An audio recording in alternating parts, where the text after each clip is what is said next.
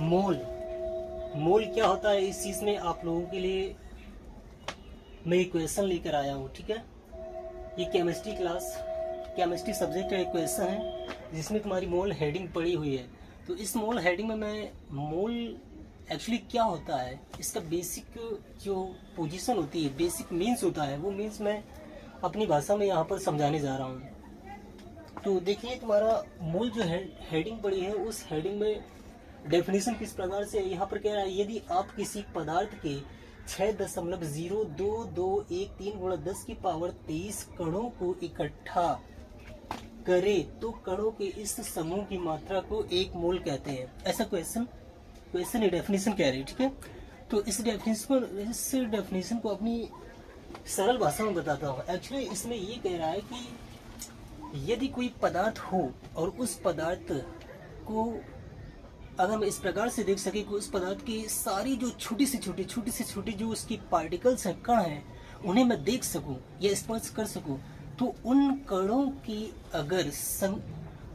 को संख्या के तौर पे 6.02213 × 10 की पावर 23 इतने कणों को, इतनी संख्या के कणों को अगर हम निकाल कर इकट्ठा कर ले या एक पॉकेट में बंद कर ले, तो वो जो पॉकेट या उस समूह, उन कणों का जो समूह होगा, तो वह समूह ही आपका क्या हो जाएगा, एक मोल कहलाएगा एक्चुअली।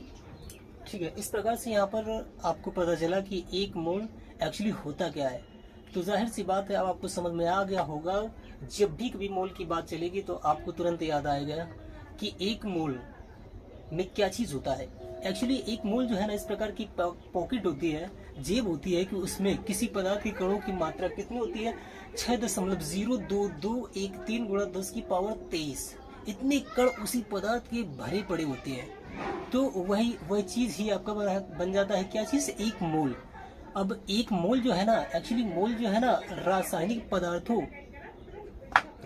पदार्थों की मात्रा को मापने का एक मात्रक है या इकाई है। ठीक है, चलिए यहाँ से मोल की जो डेफिनेशन है वो तो क्लियर हो गया। ठीक है, अब थोड़ा उसके बारे में जैसे यहाँ पर नोट दिया गया है, इसमें बता रहा है कि प्रयोगों द्वारा देखा गया कि कार्बन 12 के 3 समस्थानिकों, कार्बन 12, कार्बन 13 व कार्बन 14 में से कार्बन 12 समस्थानिक की ठीक 12 ग्राम की मात्रा में इसके कणों की संख्या 6.02213 × 10 की पावर 23 थी।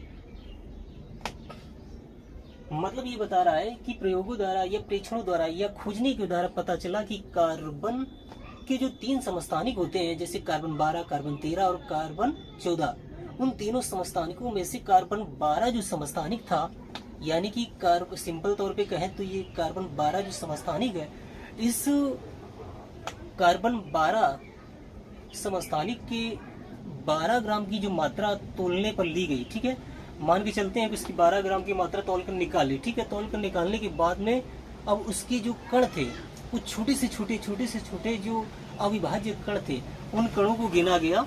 तो उन कणों को गिनने के बाद में हमें जो कणों की संख्या मिली वो 6.02213 × 10 की पावर 23 मिली थी।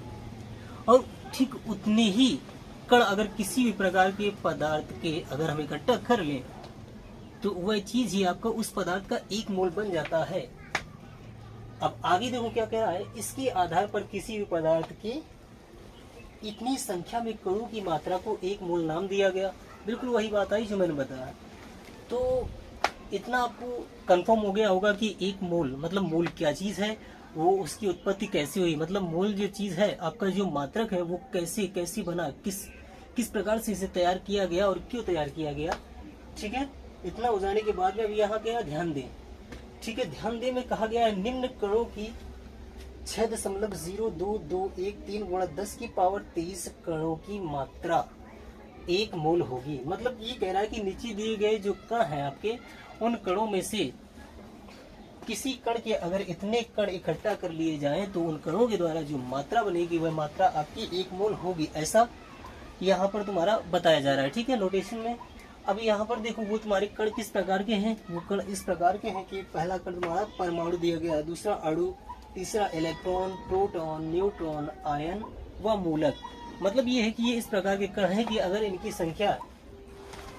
इतने की संख्या के कणों को इकट्ठा किया जाए तो वो जो मात्रा होगी आपकी 1 मोल होगी। तो हमारे हिसाब से आप लोग बहुत ही अच्छे से हमारे साथ में इस मोल नाम की क्लास को डिस्कस कर चुके होंगे, अच्छे से समझ चुके होंगे। फिर भी अगर किसी प्रकार के आपको इस टॉपिक के प्रति अगर किसी प्रकार का कंफ्यूजन या कोई भी समस्या है तो आप हमें हमारे चैनल पर जाकर हमारे कमेंट बॉक्स में अपनी शिकायत को दर्ज कर सकते हैं, ताकि मैं आपकी शिकायत को सुनूं और उसी हिसाब से आपकी फीलिंग का जो सेटिस्फैक्शन हो, हमारा जो जवाब हो आपके क्वेश्चन के हिसाब से वो मैं दे सकूं। ये केमिस्ट्री का आपका लेक्चर हमारा निकला जो कि मोल नाम के पॉइंट पर डिपेंड कर रहा था। इसी प्रकार के हमारे फिजिक्स, मैथ्स वगैरह और तमाम सब्जेक्ट्स जो आपके हैं उन सब्जेक्ट में हमारे बहुत से प्रकार की वीडियो बने पड़े हैं।